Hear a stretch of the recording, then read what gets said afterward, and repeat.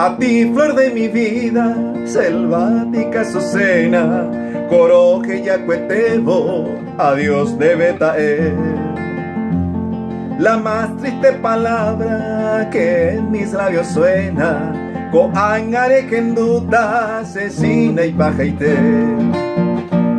Secaros de las flores de mi vergel soñado, acá pirupa y tema, un pesebo de mí.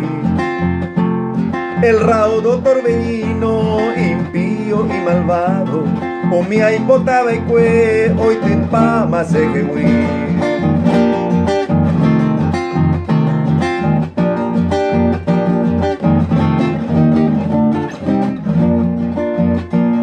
mi pobre vida enferma, oriente ya dormita, va en casi pohuipe se arajaron.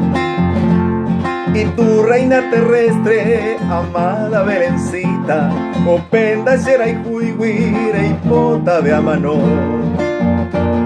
Amame compasiva, te imploro mi Azucena, anina de ñañare, juramos decir.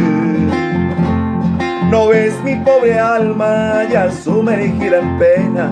Va eisa pa oiko, o caijo siriri.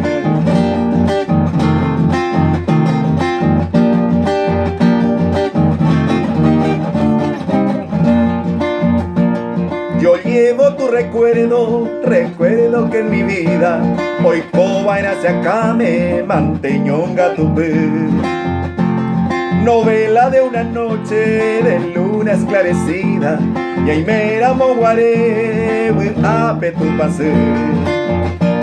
Y hoy sigo este sendero buscando ya el olvido, sin denigo yesina, tachera y como hay. Por eso iré cruzando los llanos inconocidos, a esa benjaguame humilderes ayayay.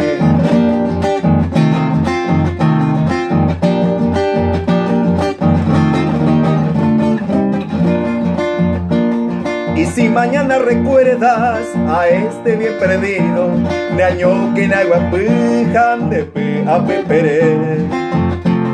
Se fue aquel vidente que tanto me ha querido, ojota maiture, janita mouve.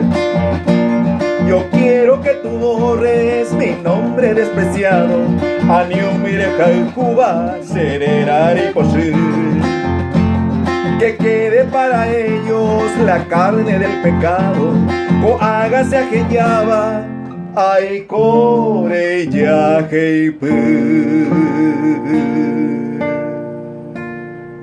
grande Emiliano.